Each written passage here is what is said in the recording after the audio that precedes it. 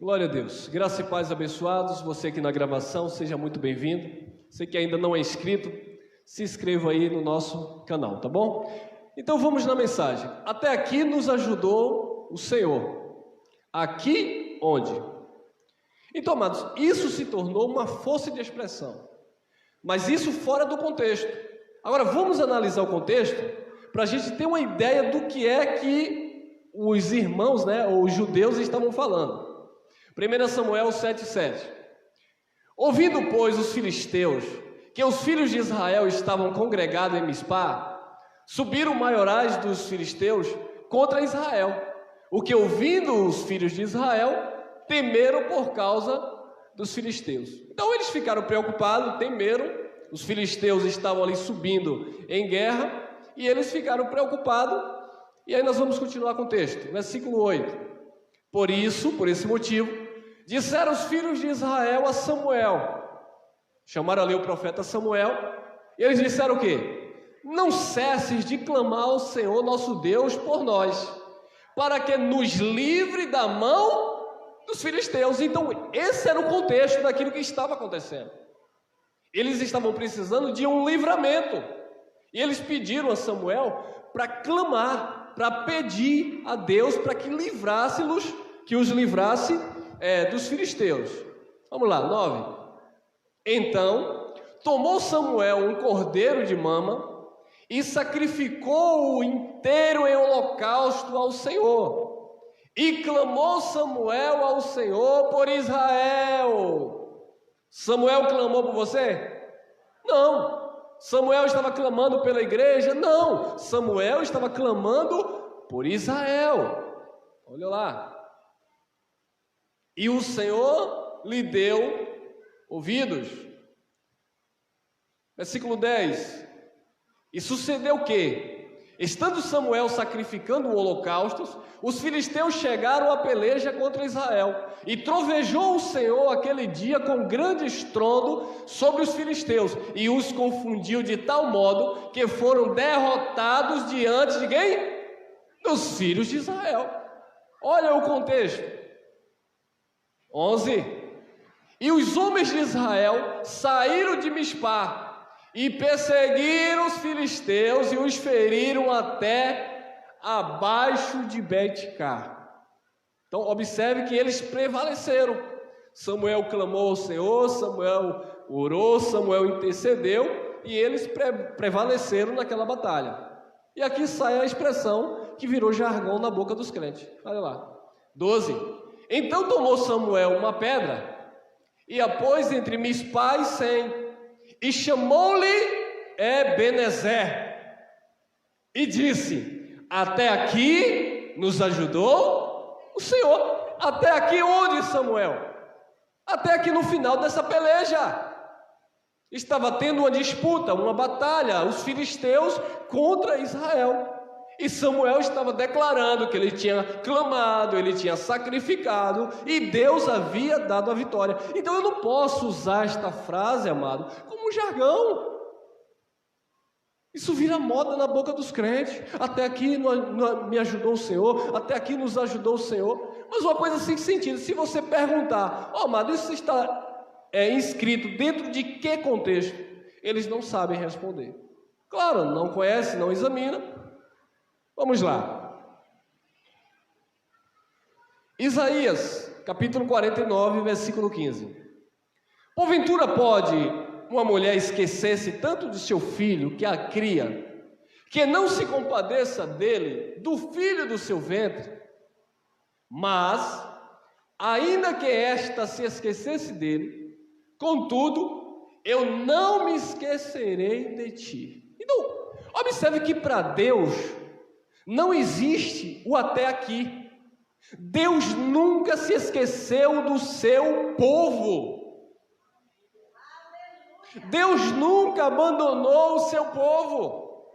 É claro que há momentos que Deus vem corrigir, sim, disciplinar, sim, mas Ele não abre mão disso, Ele não abre mão do seu povo, Ele não abandona o seu povo, Ele não despreza o seu povo, Ele trata com o seu povo. Então na nossa vida não tem até aqui nos ajudou o Senhor. Deus está em todo o tempo conosco. Amém?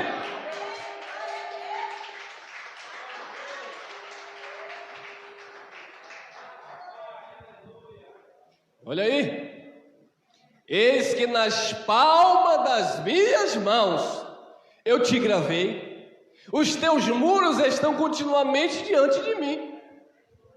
O mesmo Jesus repetiu esta palavra lá no livro de João. Vocês estão gravados na palma das minhas mãos, ninguém os arrebatará. Então não existe até aqui para o Senhor. Nós não limitamos Deus não, amados. Deus está com o seu povo.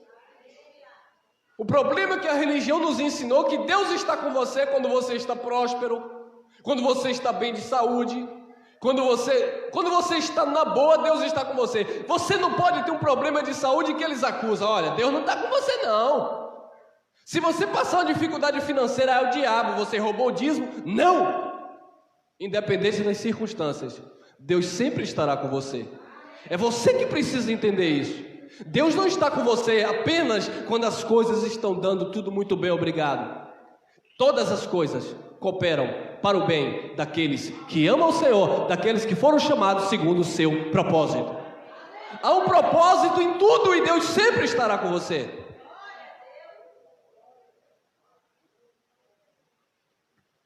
Salmos 71, 7 e 8. Outro salmo, outra mensagem que virou jargão. Vamos orar o Salmo 91 3 vezes? A gente vai dar 3 rodadas na igreja orando o Salmo 91. Por quê? Porque vira jargão na boca de quem não examina. 1000 cairão ao teu lado, 10.000 à tua direita, mas não chegará a ti, ou você não será atingido. Somente com os teus olhos contemplarás e verás a recompensa dos ímpios. Agora, é claro que o salmista está relatando isso, ele está com uma confiança, com uma segurança de que ele, o salmista, nesse caso aqui, Moisés, ele não era ímpio. Então, o Moisés está relatando aqui, para quem não sabe, existem alguns salmos que não foram Davi que escreveu, tá bom? Tem gente que pensa que todos os salmos foram Davi. Não, tem salmo de Jefté, tem salmo de Moisés, por exemplo. Então, observe que o que ele está falando é que 1000 cairão ao teu lado, 10.000 à tua direita, mas não chegará a ti. Somente com os teus olhos contemplarás e verás a recompensa dos ímpios. Ou seja, os ímpios, aqueles que praticam a impiedade, e dentro desse contexto, nesta visão do que ele está se referindo, ele está falando ímpio de berço, ele está falando de inimigos do povo de Deus, ele está falando de filhos da perdição. Ele disse, olha, vocês verão a recompensa dos ímpios. Os ímpios serão recompensados, assim como os justos, eles são galardoados, eles são premiados, os ímpios também serão recompensados. É isso que ele está falando. Todavia, entretanto, não chegará a ti. E claro que isso é uma força de expressão, né? Ou você vai ficar contando 10.000 situações à tua direita e 10.000 à tua, ou 10.000 à tua esquerda e 1.000 à tua direita. Claro que não, irmão. Ele está falando de uma probabilidade das circunstâncias da vida que cairão tudo de um lado e de outro, mas você não é atingido, porque você está na palma das mãos de Deus. Amém? Salmo 23, versículo 1. O Senhor é o meu... Olha lá como está escrito: nada me faltará. Agora, como é no original? O Senhor é o meu pastor, esqueça isso aqui, ó. Ele não falta comigo. Isso é o que está no original. Então as pessoas dizem, o Senhor é meu pastor, nada me faltará. Então não vai me faltar casa própria, não vai me faltar uma família assim, assada, não vai faltar isso. Olha que pode faltar, irmão. O Senhor é o meu pastor, Ele não falta comigo. Ele não falta com você. Ele estará sempre com você. Ele nunca te abandonou, Ele nunca te abandonará. Esse é o sentido da palavra. O Senhor é o meu pastor, Ele não falta comigo. Para entender o raciocínio, olha o 4. Ainda que eu andasse pelo vale da sombra da morte, não temeria mal algum, porque tu estás... Aí você entende aqui o primeiro. Como é que eu vou dizer o Senhor é meu pastor, nada me faltará? E no 4 ele vai dizer, ainda que eu andasse pelo vale da sombra da morte. Então, há uma probabilidade de nós andarmos em vale de sombra de morte, em meio aos perigos. Mas mesmo em meio aos perigos, mesmo em meio às dificuldades que a vida nos apresenta, tu estás comigo. Amém? Porque tu estás comigo, a tua vara e o teu cajado me consolam. O controle de Deus está sempre em nossas vidas. O cuidado de Deus sempre estará em nosso favor. Hebreus capítulo 12, versículo 6 em diante, diz: qual o pai que não disciplina o filho que ama? Assim como nós tivemos nossos pais segundo a carne que nos disciplinavam, quanto mais o nosso Pai Celestial. Então Ele disciplina quem ama, porque Ele quer que nós sejamos participantes da sua santidade. Então Ele disciplina, Ele corrige, mas isso não significa que Ele abandona. Deus não é padrasto, Deus é Pai, e Ele cuida dos seus, Ele não falha, Ele não falta, amém? Olha aí, olha que palavra linda. Abacuque, capítulo 3, versículo 17, porque ainda pode acontecer, sim, porque ainda que a figueira não... Já pensou, irmão? Já pensou você? Vou usar minha esposa como exemplo. Outro dia ela se empolgou em casa dizendo que ia fazer um plantio de coentrinho. E essa mulher comprou folha, comprou sementes, comprou jarro, comprou terra! E encheu, e aquela coisa tudo bonita, tal. E tome semente, e tome terra, e tome água. Acho que deu água demais, embebedou a coitada da semente. E até hoje eu espero comer um coentrinho no molho, rapaz. Foi um sacrifício. Depois teve uma outra irmã aí, acho que deu uma dica, aí melhorou o negócio. Aí saiu umas folhinhas lá. Mas, amado, então a probabilidade que nós... As circunstâncias nas nossas vidas, que nem tudo, não quer dizer que eu vou ter sucesso em tudo. Às vezes eu vou ter fracasso na minha vida. E você tem que entender isso. Faz parte de um processo, faz parte de um propósito. Ah não, irmão, porque agora eu estou na graça, então eu não aceito isso. Teve aí uns irmãos aí que até no nosso grupo de WhatsApp saiu. Ah, porque quando eu estava no sistema, eu clamava a Deus, e Deus, e Deus. Agora eu estou vendo que vocês nem oram. E como é que é? Se você não quer orar com o seu relaxamento, vem jogar culpa em mim? Não. Ah, mas eu não estou vendo. Não está vendo o quê? Ah, porque aconteceu isso e aconteceu aquilo, e antes não estava acontecendo. Oh, meu irmão, tanta coisa que vai acontecer na nossa caminhada, que antes não tinha acontecido. Mas Ele vai faltar conosco? Ele vai te abandonar? Não, mano. Ainda que a figueira não floresça. Eu não vou ficar olhando para as coisas positivas da vida e ficar julgando Deus. Deus está nesse manto. Deus está nesse negócio. Deus está nesse mistério, que eles dizem assim. Aí quando acontece alguma coisa...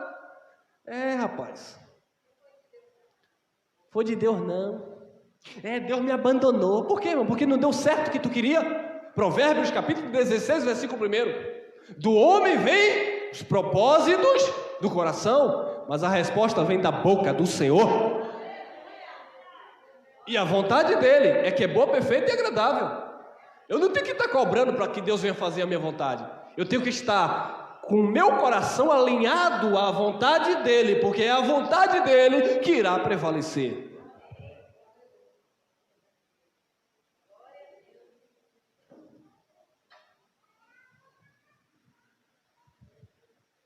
Assim está o sistema religioso, como o irmão deu testemunho aqui na mensagem. Olhando para ver um fracasso na sua vida. Aqueles que te chamavam de irmão, que te davam parte do Senhor, estão assim, ó. doidinho para ver uma queda, uma falha. É por isso que nós sempre dizemos, a graça não é uma porta larga, para você andar na licenciosidade da carne de qualquer jeito, para eles estarem apontando para você, aí ó, tá vendo? Deixou a igreja, deixou a casa de Deus, agora está aí andando na prostituição, nas orgias da vida, tá vendo? Está desviado mesmo. Você faça isso se você quiser fazer, mas o Evangelho não te dá legalidade para isso. Então, amados, nós estamos sendo supervisionados.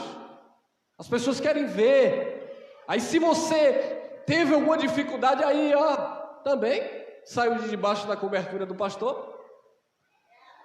Mas o interessante é que ninguém aplaude a tua vitória.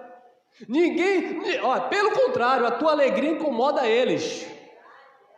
Temos aqui uns irmãos que saíram do sistema, que o povo lá tem eles como desviado, mas eles ficam confundidos, porque vê a alegria nos irmãos, a prosperidade dos irmãos, a graça de Deus na vida dos irmãos, e eles não têm do que falar, porque os irmãos dão um bom testemunho.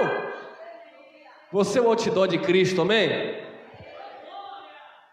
Porque ainda que a figueira não floresça, nem haja fruto na vide, ainda que decepcione o produto da oliveira, e os campos não produzam mantimento, ainda que as ovelhas da malhada sejam arrebatadas, e nos currais não haja gado, todavia eu me alegrarei no Senhor, exultarei no Deus da minha salvação. Aleluia! Quem se alegra aí? O Deus da tua salvação, amado. Observe a oração profética de Abacuque. Ele não está preocupado em mostrar para as pessoas que ele conquistou. O que ele quer passar para as pessoas no seu contexto é: ele está comigo, ele não me falta jamais. Ainda que isso não dê certo, ainda que aquele investimento ali tenha ido por água abaixo, Deus está comigo.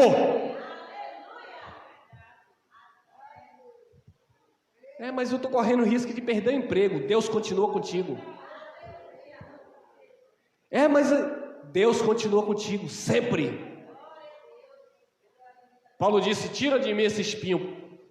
Jesus disse, não. O espinho continua, mas a minha graça te basta. O espinho continua, mas eu também continuo aí contigo, Paulo. Eu não te largo, Paulo. Eu não te deixo, filho. Eu não te deixo, filha. Mas tem espinho, mas tem Cristo, tem graça, tem favor. Agora tira o espinho, entra a soberba do homem. Porque eu orei e Jeová me atendeu. Eu orei e Jeová fez. Faz.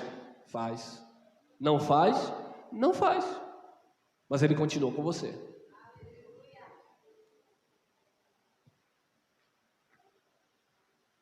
Nos alegramos no Deus da nossa salvação.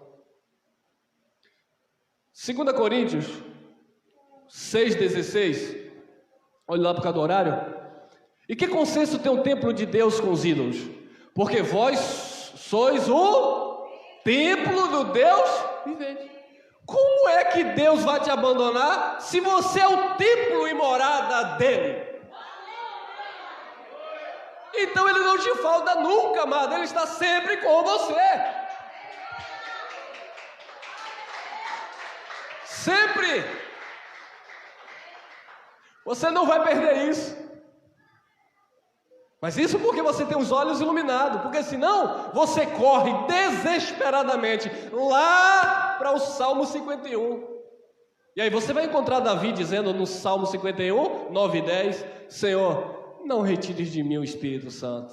Está vendo, irmão, que perde o Espírito? Naquele tempo, naquele contexto, o Espírito não habitava no homem. Aquilo foi antes da cruz. Depois da cruz, o Espírito Santo veio fazer morada no Filho de Deus. Ele não visita, ele habita aí, amado.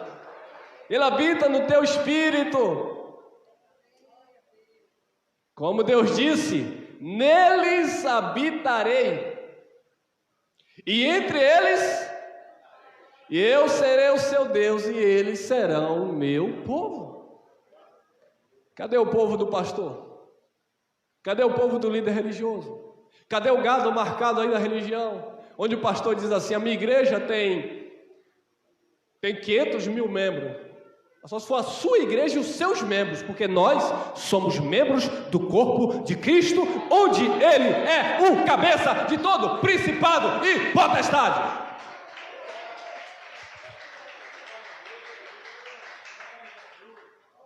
Pode tocar trombeta, eu pertenço à igreja de Cristo, Ele é o meu pastor e Ele não me falta.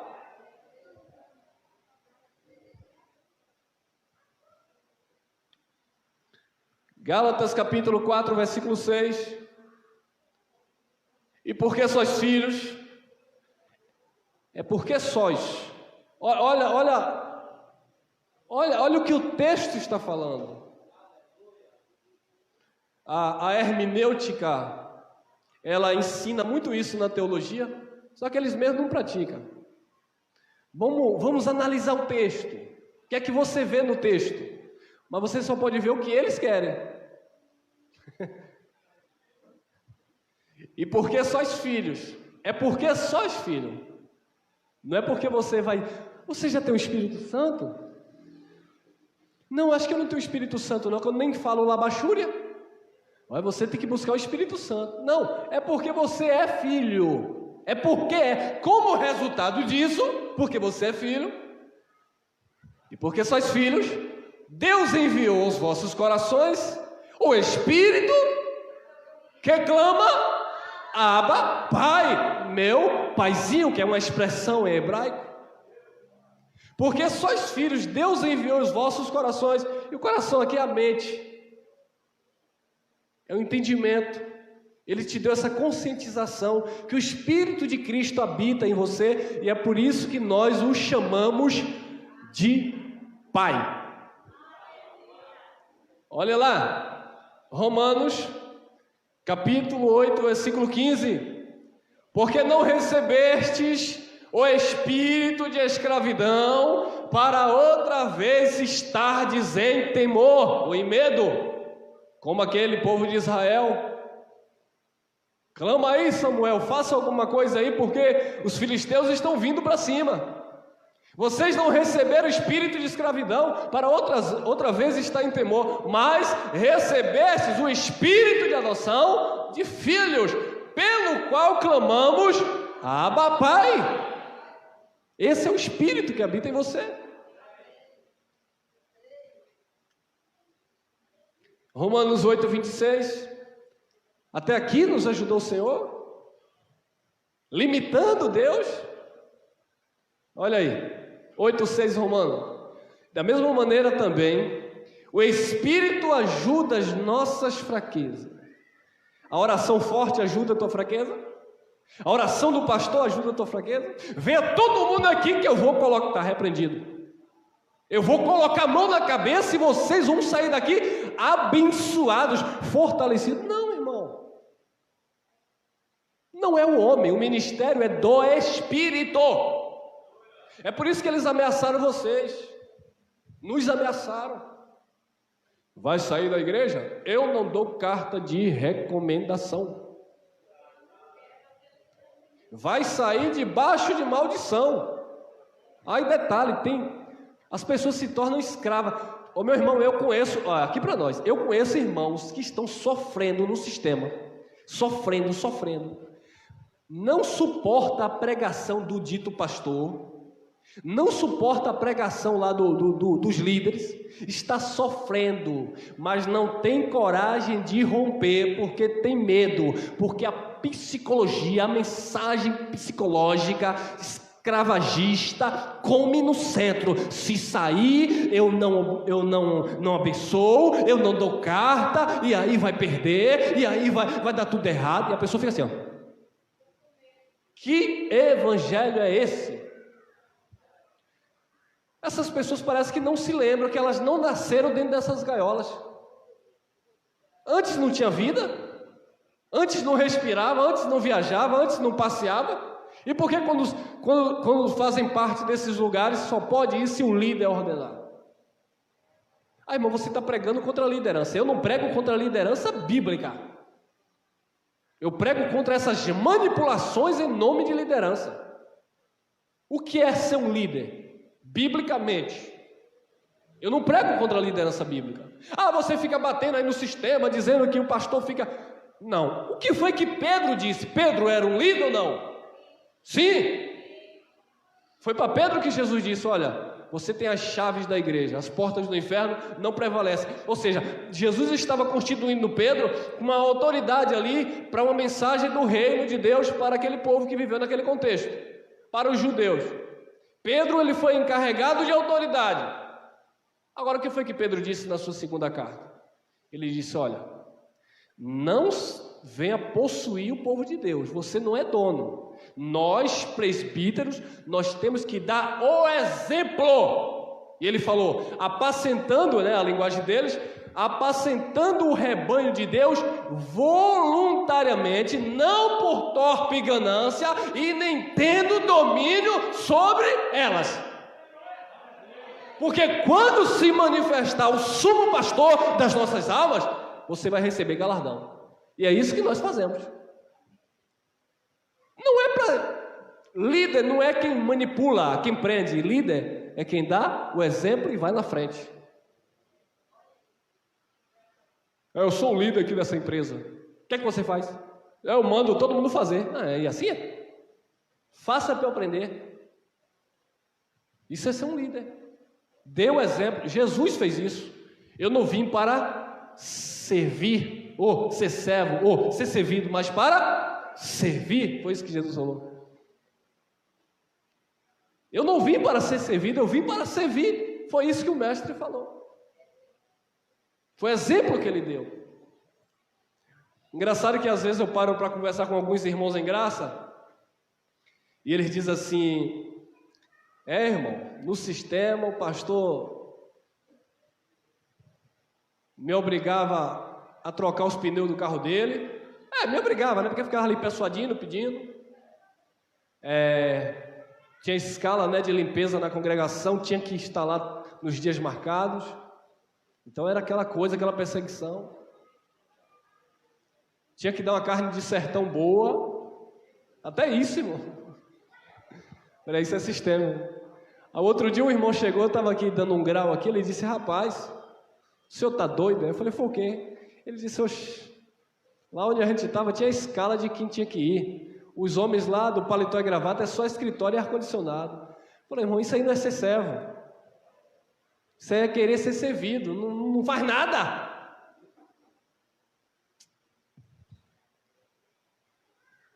É aquela coisa de você ter a oportunidade de ajudar alguém, fazer algo por alguém. Não posso não, porque eu estou no horário do culto.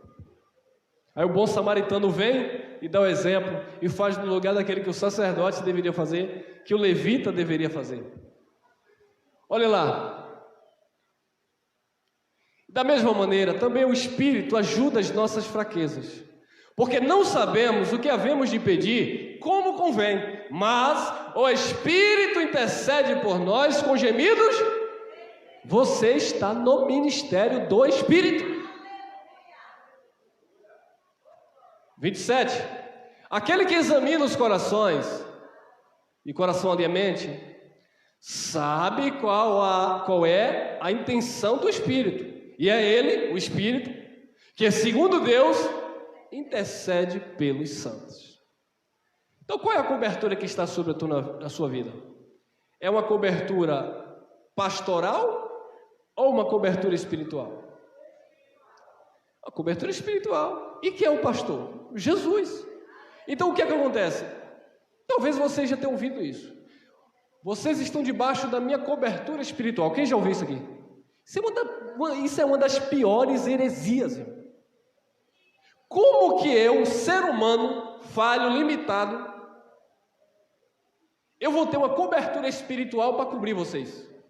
Que responsabilidade, né? Ou seja, se eu digo que vocês aqui estão debaixo da minha cobertura espiritual, eu sou responsável por vocês. Aí tudo que acontecer com vocês, eu estou dando vazão, lugar para vocês baterem na minha porta. Epa, você vai ter que resolver isso aqui. O Senhor, não é isso? Eu dou uma dica aqui, vocês que estão no sistema, que os pastores dizem que está cobrindo vocês espiritualmente. Tudo de ruim que acontecer na vida de vocês, vai tudo para a porta dele cobrar. Não é ele que está cobrindo? Então a falha é dele.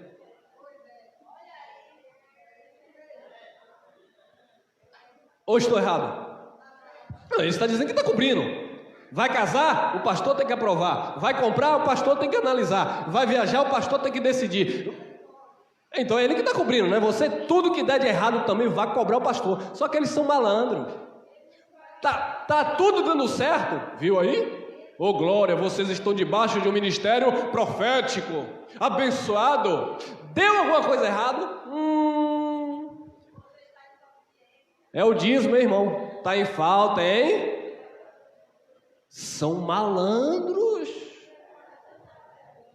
Vocês estão prósperos e abençoados financeiramente, em todas as áreas. É o ministério, é o pastor presidente. Deu alguma coisa errada?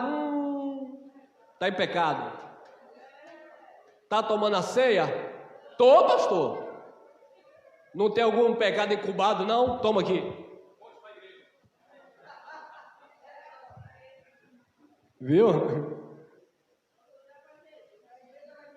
Agora, isso não arde no coração de vocês? Não é isso que acontece?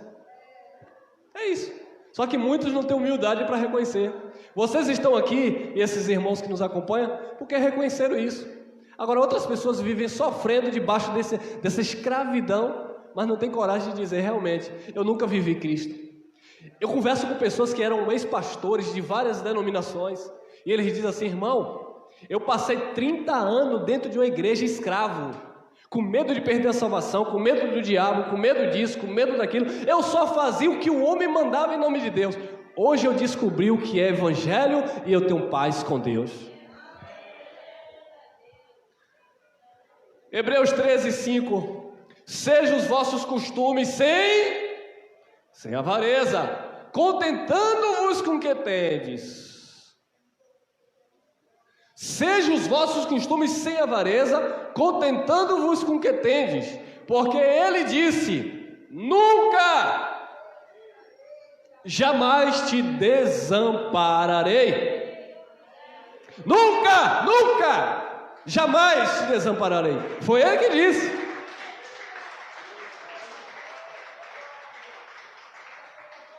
Foi ele que disse. Então não tem até aqui nos ajudou o Senhor, Ele está sempre com você. Nunca te deixarei, jamais te desampararei. 13. Assim, com confiança ousamos dizer, o Senhor é o meu ajudador, e não temerei o que possa fazer o homem. Ah, irmão, é o homem, ó. Não é o capeta, não. Não é o espírito do Exu, não. Não é a pombagira que a igreja inventou aí, não. Não é o preto velho, não. É o homem. É o homem. Semana que vem, eu acho que semana que vem nós vamos ter um negócio aí. Vocês vão ver quem são de fato as serpentes. Olha, são eles. Olha lá. 8:31. Isso é. Que diremos, pois, a estas coisas? Se Deus é por nós, quem será contra nós? Quem nos separará do amor de Cristo? Quem? A tribulação, a angústia, ou a perseguição, ou a fome, ou a nudez, ou o perigo, ou a espada? Porque eu estou certo de que nem a morte. Você sabe o que é isso, irmão? Como assim, irmão? A morte vai me separar de Deus? Não. Porque passastes da morte para a vida em Cristo Jesus. Nem a morte, nem a vida, nem os anjos, nem os principados, nem as potestades, nem o presente, nem o porvir, nem a altura, nem a profundidade, nem alguma outra criatura nos poderá separar do amor de Deus que está em Cristo Jesus, nosso Senhor. Nada! Nada! Nada, absolutamente nada, pode te separar do amor de Deus que está em Cristo Jesus, o nosso Senhor.